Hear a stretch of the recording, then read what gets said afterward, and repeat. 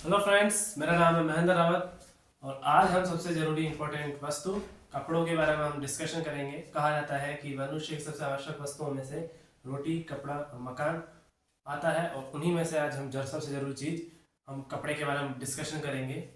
कपड़े यानी क्लोथ्स चार तरह के होते हैं। हम हर एक प्रकार के कपड़ों के बारे में बात करेंगे। पहला प्रकार जो होता है सूती वस्त्र आते हैं, आप पीछे देख सकते हैं। ये कपास के पौधे से प्राप्त होता है, इसे हम प्राकृतिक रेशे कहते हैं। दूसरी बात, ये पूरे वर्ष में पहना जा सकता है। बहुत ही हल्के कपड़े बनते हैं इसके, क्योंकि इसकी पसीने सोखने की क्षमता या जल सोखने की क्षमता बहुत ज़्यादा होती है, इसलिए खास तौर पर इसका उपयोग गर्मी में ही किया जाता है। बहुत हल्के कपड़े जैसे कि टी शर्ट, शर्ट वगैरह इसके बनते हैं। अब हम बात करेंगे दूसरे प्रकार के कपड़े, जिसे हम ऊनी वस्त्र यानी वुल भी कहते हैं।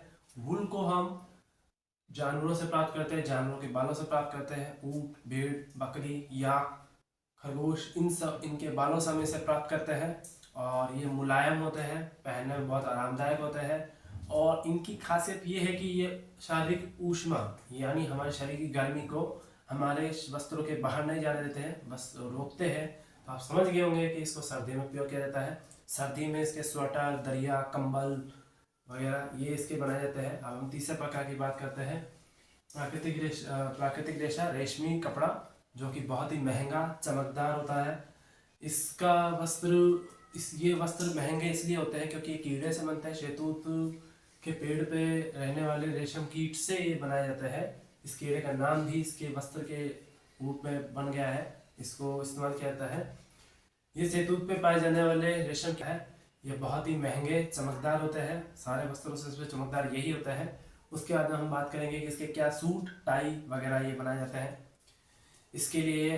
और अब हम चौथे प्रकार कृत्रिम रेशे, जिसको हम लैब में बनाते हैं, प्लास्टिक्स में आते हैं, उनकी बात करेंगे। वो मजबूत होते हैं, लेकिन वही बात है कि ये त्वचा रोग, एलर्जी वगैरह ये देता है। अब हम बात करेंगे कि पहचान के बारे में। धीरे धीरे हम सबको पहचान के बारे में बात करेंगे।